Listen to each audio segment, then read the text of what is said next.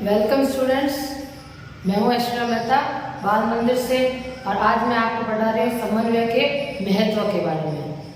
समन्वय का महत्व, इससे पहले मैं आपको वीडियो में समझा चुकी हूँ समन्वय की प्रकृति के बारे में और समन्वय प्रबंध का सार कैसे है। ये दोनों बातें मैंने आपको पिछली वीडियो में ही समझा दी थी।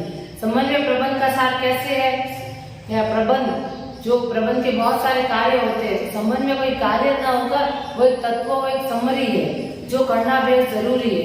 अगर किसी भी कार्य में समन्वय न हो तो वो कार्य मुश्किल से पूरे होंगे या शायद पूरे ही ना हो पाएंगे, क्योंकि एक कोऑर्डिनेशन होना सारे कार्यों में, एक तालमेल होना बेहद जरूरी होता है। इसलिए मैं आज आपको पढ़ा रही हूँ समन्वय का महत्व कि समन्वय क्यों जरूरी है। पहला है विभिन्न प्रबंधकीय कार्यों को एकीकृत करना, व्यक्तियों एवं विभागों में पर्याप्त मात्रा में समन्वय को सुनिश्चित करना। समन्वय जो होता है वो अनेक विभाग होते हैं, एक संगठन में बहुत सारे विभाग होते हैं, कार्य सारे छोटे छोटे विभागों में बांटा हुआ होता है, अनेक व्यक्ति होते हैं कार्यों को करने के लिए। तो इन सारे लोगों में एक अच्छा तालमेल बिठाने का काम ही समन्वय करता है। बिना समन्वय के ये सब एक साथ तालमेल से एक साथ लगातार कार्य नहीं कर सकते। तो इनमें एक अच्छा तालमेल बिठाना ही समन्वय का काम है, ये चीज समन्वय ही सुनिश्चित करता है। बिना समन्वय संगठन कमजोर होने लगता है। बड़े संगठनों के लिए इन जटिल समस्याओं के विशेष प्रयत्नों की आवश्यकता होती है। अगर किसी संगठन में समन्वय न हो तो वह संगठन अंदर से कमजोर होने लगता है। शुरू में यह पता नहीं चलता है कि संगठन पर समन्वय न होने से क्या प्रभाव पड़ रहा है, लेकिन धीरे धीरे हमें उसका असर दिखाई देने लगता है। कार्य पूरे नहीं होंगे, प्रबंधकों में झगड़े होंगे। अगर प्रबंधकों में खुद का कोऑर्डिनेशन नहीं है, खुद का तालमेल नहीं बैठा हुआ है, तो वो आपस में लड़ना झगड़ना शुरू हो जाएंगे। वहाँ पे कर्मचारी भी एक दूसरे से झगड़ेंगे, वहाँ के कार्य बिल्कुल पूरे नहीं होंगे और इनसे हमें पता चल जाएगा कि यहाँ का समन्वय बिल्कुल भी अच्छा नहीं है। ये चीज हम कहीं पे भी देखने को मिलती है, जैसे 4 लोग बैठ के काम कर रहे हो और सब अपनी मर्जी से अपने हिसाब से काम करते, एक दूसरे से तालमेल नहीं बिठाते, तो थोड़ी देर बाद सब झगड़ने लगते हैं, क्योंकि उन्होंने पहले से तालमेल नहीं बिठाया होता है। सब अपने अपने कार्य को पूरा करने में लग जाते, इस वजह से किसी का भी कार्य सही समय पर पूरा नहीं होता, क्योंकि वो एक दूसरे का सहयोग भी नहीं करते। इसलिए यहाँ पे समन्वय का हर जगह होना बेहद जरूरी है। बड़े संगठनों के लिए जो इन जटिल समस्याओं के विशेष प्रयत्न की आवश्यकता होती है, बड़े बड़े संगठनों में जो समन्वय की जो आवश्यकता होती है बहुत ज्यादा होती है, क्योंकि इसमें समस्याएं बहुत ज्यादा होती है, जटिल समस्याएं, मुश्किल समस्याएं होती है। जो नई नई तकनीक आती है मार्केट में, आजकल नई नई तकनीक आ रही है या नए नए विचार आ रहे हैं, इन सब की वजह से नए नए लोग जुड़ते हैं संगठनों में। तो इन सारी जटिल समस्याओं का सामना करने के लिए समन्वय का होना बेहद जरूरी है, वरना अगर बिना समन्वय के एक संगठन कमजोर होने लग जाएगा। इसलिए समन्वय का महत्व बहुत ज्यादा है।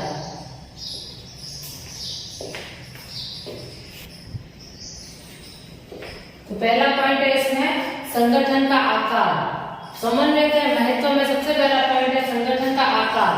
संगठन का आकार से यह मतलब है कि जितना बड़ा संगठन होगा समन्वय की आवश्यकता उतनी ही ज्यादा होगी, क्योंकि एक बड़े संगठन में बहुत ज्यादा व्यक्ति होंगे, बहुत ज्यादा व्यक्ति है तो उनके बीच में तालमेल बिठाना और ज्यादा मुश्किल हो जाएगा। इसलिए समन्वय की वहां आवश्यकता और भी ज्यादा हो जाएगी। अब समन्वय की जरूरत संगठन के बढ़ते आकार के साथ बढ़ती है। जैसे जैसे आकार बढ़ता है, आकार मतलब जैसे उसकी साइज बढ़ती है, जैसे जैसे ज्यादा से ज्यादा लोग संगठन में जुड़ते हैं, वैसे वैसे समन्वय की आवश्यकता भी बढ़ती जाती है। क्योंकि बड़े संगठन में ज्यादा लोग कार्य करते हैं, इन लोगों की जरूरतें एवं काम करने का तरीका अलग अलग होता है।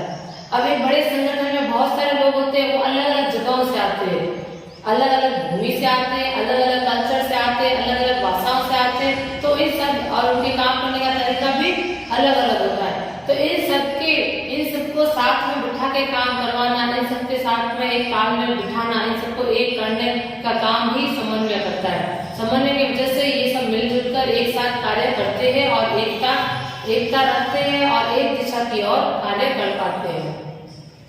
एक अकेला व्यक्ति सारा कार्य बुद्धिमानी से नहीं कर सकता, यानी एक अकेला व्यक्ति तो सारा कार्य नहीं कर सकता। ये तो आप भी जानते हो कि एक अकेला व्यक्ति बड़े संगठन में पूरा सारा कार्य नहीं कर सकता कि वो प्रबंध भी करे, वो काम भी करे और वो सारी चीजों को देखे भी, वो नियंत्रण भी करे, वो नियोजन भी करे। ये सारा कार्य किसी एक व्यक्ति के काम का तो नहीं है। एक व्यक्ति ये सारा कार्य बुद्धिमानी से नहीं कर सकता। एक व्यक्ति किसी एक विभाग में बुद्धिमान हो सकता है, लेकिन वो सारे विभागों में बुद्धिमान हो ऐसा जरूरी नहीं है। तो इसलिए और भी बहुत सारे लोग नियुक्त किए जाते हैं, या एक संगठन में बहुत सारे लोग होते हैं जो बाकी चीजों को करने में बुद्धिमान होते हैं। तो ये सबको एक साथ लेके चलने का कार्य समन्वय का होता है। इसलिए संगठन की कार्य कुशलता के लिए जरूरी है कि व्यक्ति और समूह के उद्देश्यों को समन्वय की तरह एक किया जाए।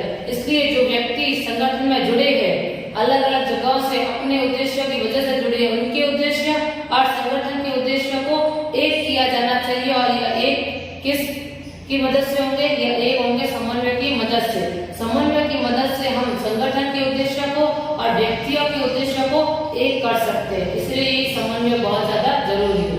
अब मान लो व्यक्ति जो नियुक्त किए गए हैं एक संगठन में, उनके जो उद्देश्य है वो संगठन के उद्देश्य से थोड़े अलग है और संगठन के उद्देश्य अलग है। दोनों अलग अलग दिशाओं में काम करेंगे तो कभी भी सफलता हासिल नहीं कर पाएंगे, क्योंकि ना तो व्यक्ति अपने उद्देश्य हासिल कर पाएंगे, न संगठन के उद्देश्य हासिल होंगे। अगर संगठन के उद्देश्य हासिल नहीं होंगे तो अपने आप ही व्यक्तियों के उद्देश्य हासिल नहीं हो पाएंगे। इसलिए दोनों को एक दिशा की ओर ले जाना चाहिए ताकि दोनों के उद्देश्य की प्राप्ति हो सके। और ये समन्वय इस काम में मदद करता है। समन्वय की वजह से ही संगठन के उद्देश्य की प्राप्ति हो जाती है और व्यक्तियों के उद्देश्य की प्राप्ति हो जाती है। तो ये था पहला पॉइंट, जिसमें संगठन का आकार था। बढ़ते आकार के साथ साथ समन्वय की जरूरत भी बढ़ती जाती है, क्योंकि इसमें बहुत सारे लोग जुड़ जाते हैं।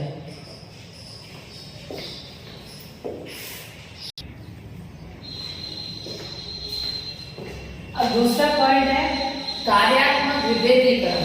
इसमें ये कहा गया कि जो कार्य होते हैं वो सब अलग अलग होते हैं, क्योंकि सारे विभागों के कार्य क्या होते हैं? अलग अलग होते हैं। तो सारे कार्यों में भी एकता लाना, उन सबको भी एक दूसरे से जोड़ने का काम करता है समन्वय।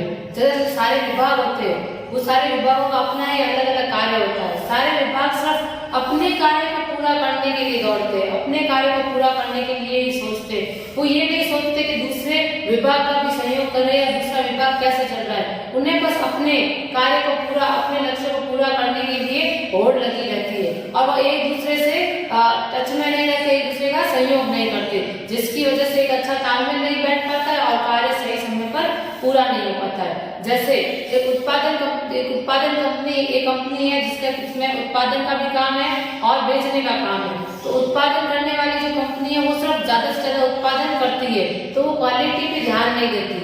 अब उनका लक्ष्य है जैसे 1000 प्रोडक्ट बनाने का, तो वो ज्यादा से ज्यादा प्रोडक्ट बनाने में ध्यान देती है और क्वालिटी पे कहीं ना कहीं ध्यान नहीं दे पाती, जिसकी वजह से सेल्स डिपार्टमेंट जो है वो माल को बेच नहीं पाता है, क्योंकि माल मार्केट में बिक नहीं पाता है कि लो क्वालिटी की वजह से। तो इसकी वजह से जो उत्पादन विभाग है उसने यह नहीं सोचा कि मैं क्वालिटी पे ध्यान दूं, उन्होंने सोचा कि मैं हम अपने टारगेट पूरा करें। तो इस वजह से सेल्स डिपार्टमेंट को कहीं ना कहीं नुकसान हुआ और इस वजह से ओवरऑल एक संगठन का नुकसान भी हो गया, क्योंकि माल तो बिक ही नहीं पाया, क्योंकि ये तालमेल अच्छा नहीं था। जो क्वालिटी डिसाइड की गई थी प्रबंधकों के द्वारा, उन्होंने उसको फॉलो नहीं की, उसको सही नहीं रखा और फटाफट टारगेट को पूरा करने के चक्कर में माल जो है थोड़ा खराब बना दिया। तो इस वजह से इन लोगों के बीच में कोऑर्डिनेशन न होने की वजह से एक संगठन को नुकसान झेलना पड़ता है। अब जैसे दूसरा एग्जांपल ले तो यहाँ पे एक संगठन में सब अपना कार्य करते हैं। एक का कार्य है उत्पादन करना, दूसरे का कार्य है सामान बेचना, तीसरे का कार्य है पैकिंग करना, चौथे का कार्य है कच्चा माल खरीद कर लाना।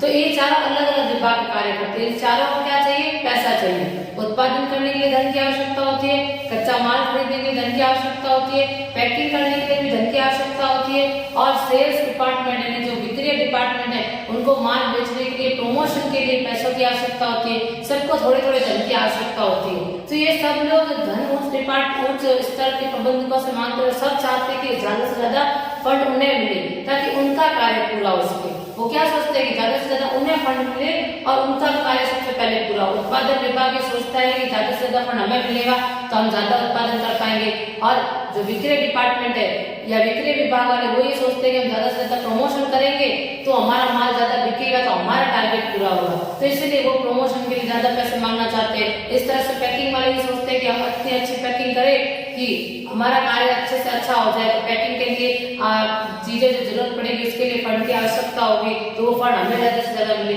तो सारे विभाग जो है एक दूसरे को फंड पाने के लिए एक दूसरे में होड़ लगी रहती है, लेकिन वो ये नहीं समझ पाते कि ये सब एक दूसरे से जुड़े हुए हैं और एक दूसरे पर निर्भर है। अगर माल बनेगा ही नहीं तो पैकिंग किसकी होगी, और पैकिंग नहीं होगी तो माल बिकेगा कैसे। तो ये सब एक दूसरे से जुड़े हुए, तो इसलिए और एक दूसरे पर निर्भर भी है, जुड़े हुए तो है और एक दूसरे से निर्भर भी है, इसलिए इन सब में एक अच्छा कोऑर्डिनेशन होना बहुत जरूरी है और इन सबको जोड़े रखना भी बेहद जरूरी है। तो इन सबको जोड़ने का कार्य, इन सबको एक करने का जो कार्य है वो करता है समन्वय। संगठन के कार्य को बार बार विभागों एवं वर्गों में बांटा जाता है। संगठन के जो भी काम होते हैं वो हर बार छोटे छोटे भागों में बांट दिए जाते हैं, छोटे छोटे विभागों में बांट दिए जाते हैं। अपने अपने काम को ज्यादा महत्व देते हैं, सब विभाग जो है अपने अपने काम को भी ज्यादा महत्व देते हैं, जैसे कि मैंने आपको बताया। लेकिन असलियत में ये सारे विभाग आपस में जुड़े हुए होते हैं एवं एक दूसरे पर निर्भर होते हैं। ये जुड़े हुए तो होते ही है, जैसे मैंने अभी एग्जांपल दिया या फंडिंग वाला, जिसमें सब लोग सिर्फ अपने लिए धन इकट्ठा करना चाहते हैं ताकि उनके विभाग का कार्य सबसे पहले पूरा हो और उनकी तारीफ हो और उनके लक्ष्य सबसे पहले हासिल हो। लेकिन वो ये नहीं सोच पाए कि वो सब एक दूसरे, सारे विभाग एक दूसरे से ही जुड़े हुए। अगर किसी एक का कार्य भी छूटा या किसी एक विभाग को भी पैसा नहीं मिला या कम पैसा मिला या कम बजट मिला तो पूरे लक्ष्य की प्राप्ति नहीं हो पाएगी, संगठन के लक्ष्य की प्राप्ति नहीं हो पाएगी। इसलिए सबको एक दूसरे, तो ये सब एक दूसरे से जुड़े हुए और एक दूसरे से निर्भर है, इसलिए सारे विभागों के कार्य में एकता लाना जरूरी है। समन्वय में सारे विभागों के बीच का अंतर खत्म हो जाता है एवं सब तालमेल से कार्य करते हैं। समन्वय की वजह से सारे विभागों के बीच का जो अंतर है, जो सबके बीच में जो डिफरेंस है वो सब खत्म होने लगता है। सब एक दूसरे के साथ सहयोग से एवं तालमेल से कार्य करने लगते हैं। अभी मैंने जो फंडिंग वाला एग्जाम्पल दिया था, मान लो उस फंडिंग में अगर पैकिंग डिपार्टमेंट को पैसा फंड नहीं दिया गया, सिर्फ प्रोडक्शन डिपार्टमेंट को यानी उत्पादन विभाग को और विक्रय विभाग को ही पैसा दिया गया, तो अच्छी पैकिंग नहीं होगी। पैकिंग नहीं होगी तो माल नहीं बिकेगा, क्योंकि आजकल की दुनिया में अच्छी पैकिंग होती है तभी कस्टमर माल ज्यादा खरीदते हैं, तो माल बिकेगा नहीं तो इससे विक्रय विभाग का नुकसान। अब माल बिका ही नहीं तो उत्पादन विभाग और उत्पादन कर ही नहीं पाएगा, क्योंकि पहले वाला बना हुआ माल ही नहीं बिका तो दूसरे वाले का उत्पादन करने से क्या फायदा, तो वो भी अपना टारगेट नहीं पूरा कर पाएगा। और इस तरह से सारे जो विभाग है उन सबका कार्य कहीं ना कहीं अटक जाएगा। इसलिए सब में एक कोऑर्डिनेशन, एक तालमेल होना बेहद जरूरी है ताकि सारे लक्ष्यों की प्राप्ति हो सके। इसलिए सब में एकता लाना, सबको एक दूसरे से जोड़ना बेहद जरूरी हो जाता है और उन सबको जोड़ने का कार्य, एक करने का जो कार्य है वही समन्वय करता है। इसलिए समन्वय बेहद जरूरी है किसी भी संगठन में, किसी भी डिपार्टमेंट में, किसी भी स्कूल, किसी भी होटल, किसी भी मैनेजमेंट, हर जगह समन्वय का होना बेहद जरूरी है।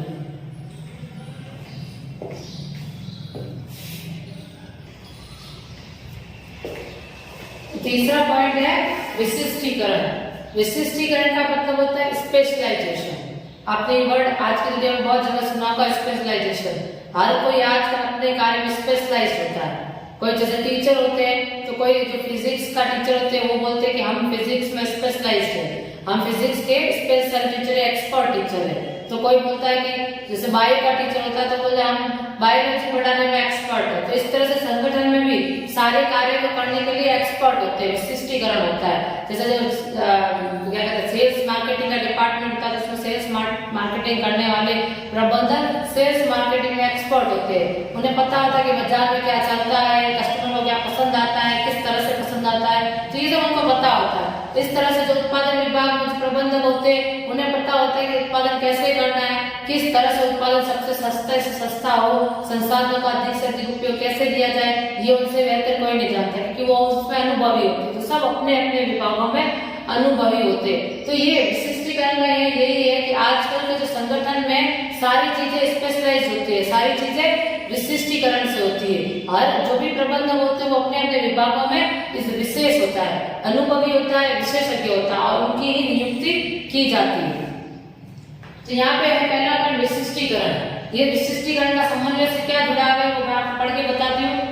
आधुनिक संगठनों में उच्च स्तर का विशिष्टीकरण होता है, विशेषज्ञ एवं अनुभवी लोग नियुक्त किए जाते हैं ताकि आधुनिक तकनीकी जटिलता और समस्याओं का समाधान किया जा सके।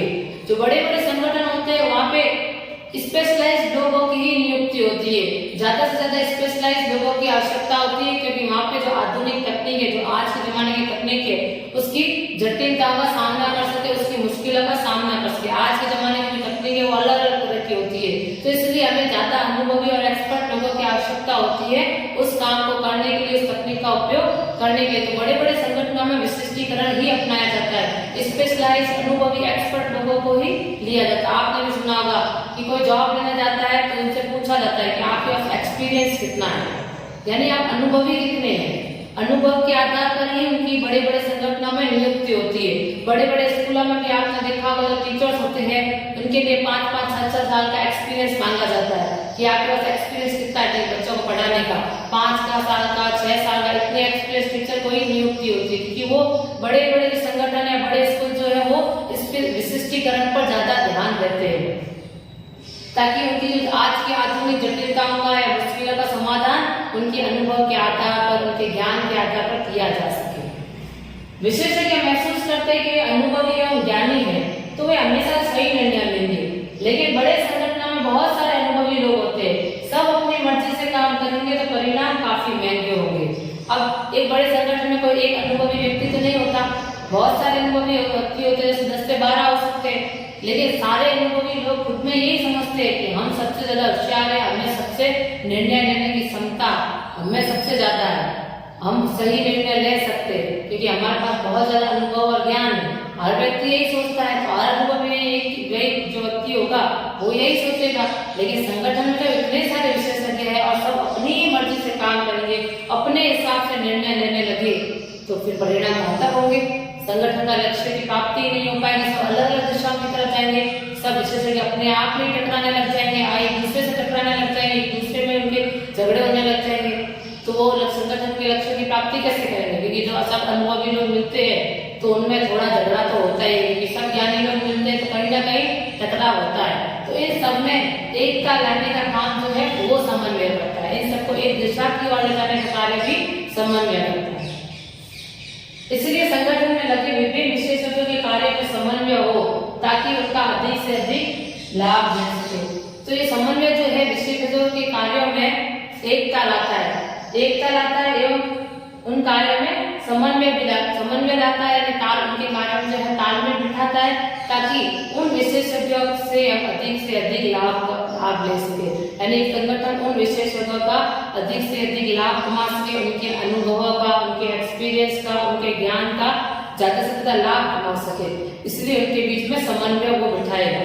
अगर अच्छा समन्वय विशेषज्ञ में नहीं होगा तो वो विशेषज्ञ आपस में लड़ने झगड़ने लग जाएंगे, या आपस की होड़ में लग जाएंगे कि उनमें से कौन जीतता है, या उनमें से किसका लक्ष्य या टारगेट पूरा होता है, वो संगठन के लक्ष्य को, उद्देश्य को देख ही नहीं पाएंगे। इसलिए उन सब में एकता होना जरूरी है, जो कि समन्वय की वजह से आती है।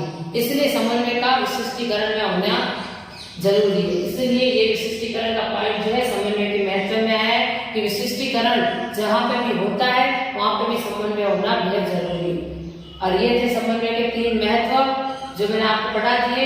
ये लास्ट वाला है विशिष्टीकरण, जो मैंने अभी आपको पढ़ाया है, और अब समन्वय का जो टॉपिक है वो पूरा खत्म हो गया।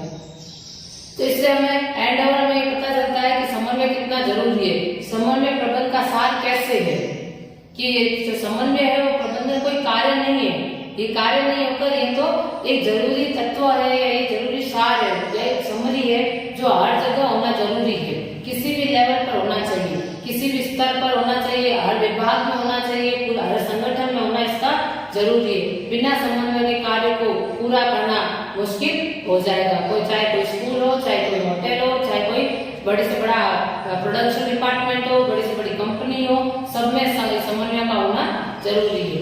इसलिए ये इसके 3 महत्व खत्म हो गए।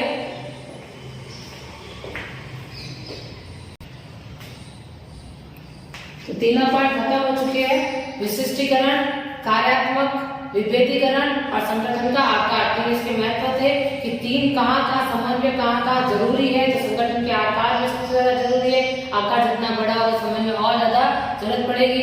फिर था कार्यात्मक विभेदीकरण, अगर कार्य बहुत ज्यादा विभागों में बटे हुए हैं तो सारे विभागों को एक करने के लिए जरूरी है। और तीसरा विशिष्टीकरण, जो मैं आपको बता चुकी हूँ कि समय अगर बहुत सारा विशेषज्ञ लोग जुड़े हुए तो सब में एकता लाना जरूरी है, ताकि वो बहुत अच्छे से कार्य कर सके। तो अब समन्वय का टॉपिक खत्म होता है। अब मैं आपको दूसरा टॉपिक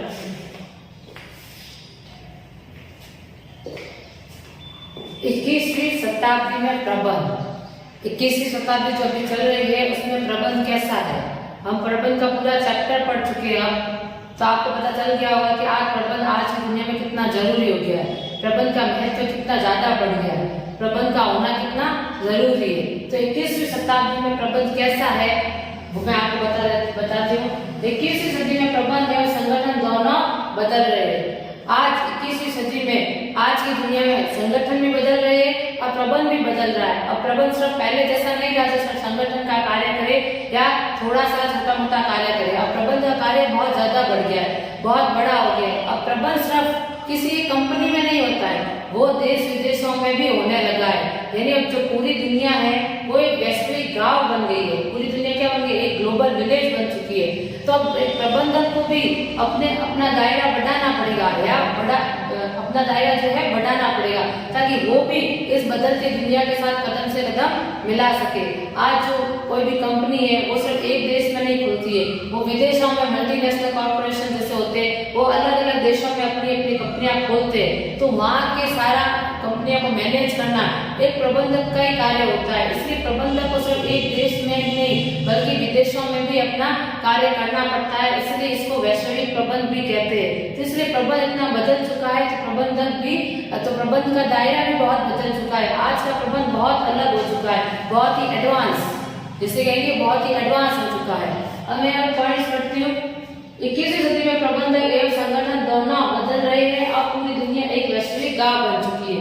अब पूरी दुनिया एक ग्लोबल विलेज की तरह बन चुकी है, एक गांव की तरह बन चुकी है जहाँ लोगों एक दूसरे से मिलना जुलना, एक दूसरे से बात करना बहुत ही आसान है। ऐसा पहले नहीं होता था, पहले दूसरे विदेश लोगों से बात करना बहुत मुश्किल होता था, घंटों दिनों तक इंतजार करना पड़ता था, तब जाके हमें विदेश में रहने वाले लोगों से बात होती थी। लेकिन अभी एक फोन घुमाते ही उनसे बात हो जाती है। तो इस तरह से अब पूरी दुनिया जब एक गांव की तरह बन चुकी है तो अंतरराष्ट्रीय अंतर सांस्कृतिक संबंधों का दायरा भी तेजी से बढ़ रहा है। अब अंतरराष्ट्रीय और अंतर जो सांस्कृतिक है, जो हमारी संस्कृति है या जो विदेशों की संस्कृति है, उनका दायरा भी बढ़ गया। अब वो एक सीमा तक सीमित नहीं रहे। आज हमारे यहाँ की जो भी चीजें है वो बाहर विदेशों में लोग भी पहनते हैं और विदेशों में जो लोग पहनते हैं वो हमारे देश में भी पहनी जाती है। उन विदेशों की संस्कृति भी हमारे देश के द्वारा अपनाई गई है और हमारे देश की संस्कृति भी बहुत सारे देश अपनाना चाहते हैं और अपना रहे हैं। जिससे इसका जो दायरा है वो तेजी से बढ़ रहा है और इसकी सीमाएं अब कम नहीं है, सीमाएं बढ़ चुकी है, इसकी सीमाएं खत्म हो चुकी है। अब लोगों का आदान प्रदान जो है तेजी से बढ़ रहा है। देश विदेश अपनी तकनीक और सामान एवं सेवाओं का आदान प्रदान कर रहे हैं। आज जो देश विदेश से नई नई टेक्नोलॉजी आती है उसका आदान प्रदान करते हैं, अपने सामानों को भी आदान प्रदान करते हैं। जैसे एक्सपोर्ट इंपोर्ट है तो एक दूसरे को अपना सामान देते हैं। जहाँ जिसकी ज्यादा पैदावार होती है वो दूसरे देश को देता है, जहाँ जिस देश के पास कमी होती है वो दूसरे देशों से लेता है। तो इस तरह से सामान का आदान प्रदान करते हैं, सेवाओं का आदान प्रदान करते हैं। जैसे एयरप्लेन सेवा है तो वो विदेशी कंपनियां जो है हमें एयरप्लेन सेवा देती है, हवाई जहाज की सेवा, हम वहां तक जा भी सकते हैं और वहां से वापस आ भी सकते हैं। और भी बहुत सारे टेलीकॉम वगैरह की सेवा है तो ये भी विदेशी कंपनियां देती है। तो इस तरह से सेवाओं का आदान प्रदान हो रहा है आज की दुनिया में। तो आज का प्रबंध एक वैश्विक प्रबंध हो चुका है। यानी जो वैश्विक प्रबंध वह है जिसके पास हार्ड एवं सॉफ्ट दोनों प्रकार के कौशल हो। वैश्विक प्रबंध का मतलब क्या, आज का जो प्रबंध है वैश्विक प्रबंध हो चुका है, यानी जिसके पास हार्ड और सॉफ्ट दोनों प्रकार के कौशल है। हार्ड और सॉफ्ट का मतलब कठोर और मुलायम से नहीं है। हार्ड और सॉफ्ट का मतलब है जिसके पास दिमागी हुनर भी हो और जिसके पास हाथों का हुनर भी हो, यानी जो हर चीज में एक्सपर्ट हो। ऐसा प्रबंध जो सारी चीजों में एक्सपर्ट हो, जिसमें सारे कुशलताएं हो, सारे गुण हो।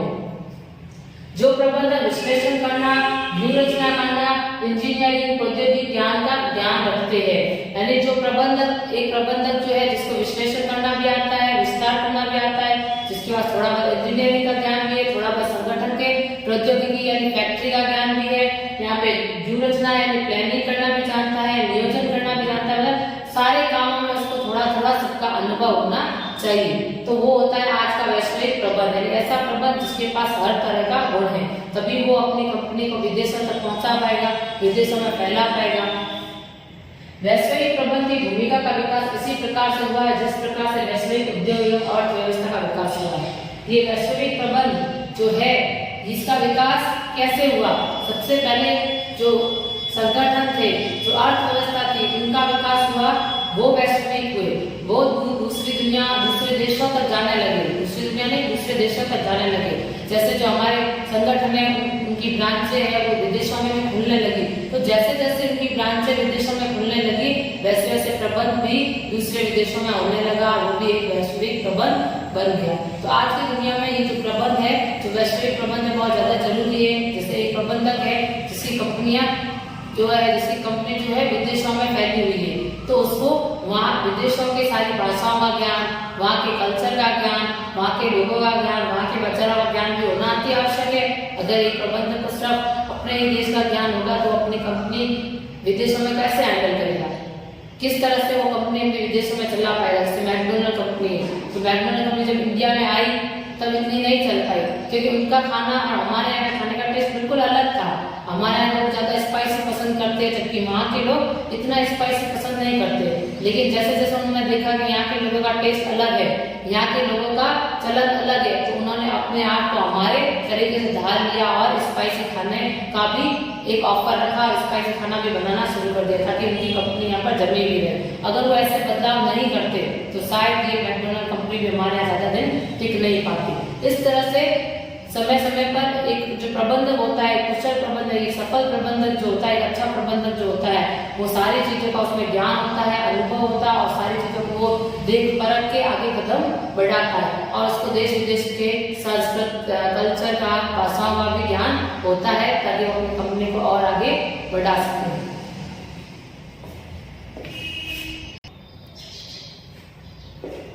इस तरह से आज इस बदलती दुनिया में प्रबंध अति आवश्यक है। किसी भी संगठन को अपने लक्ष्यों की प्राप्ति के लिए प्रबंध करना जरूरी है। तो आज के इस बदलती दुनिया में 21वीं सदी में प्रबंध का होना अति आवश्यक है। भले वो चाहे हॉस्पिटल हो, होटल हो, स्कूल हो या कोई और संस्था हो, किसी भी संस्था में आज की दुनिया में प्रबंध होना बेहद जरूरी है। क्योंकि मैंने आपके पहले के लेक्चर्स में बताया था कि प्रबंध क्यों जरूरी है।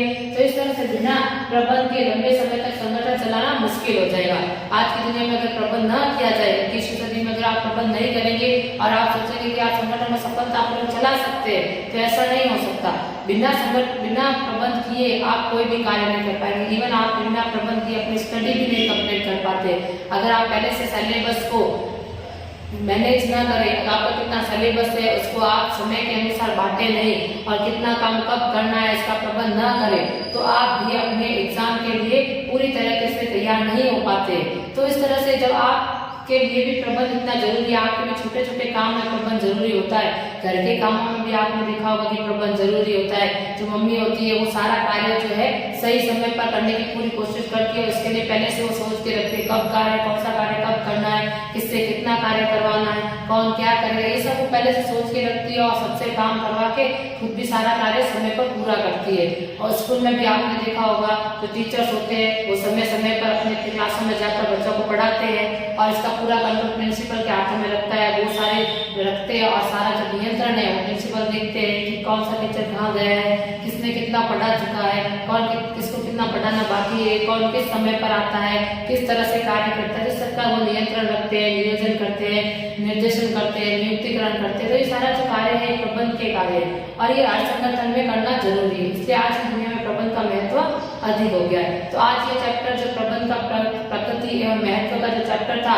आज ये खत्म होता है। अगली वीडियो में हम दूसरा चैप्टर पढ़ेंगे।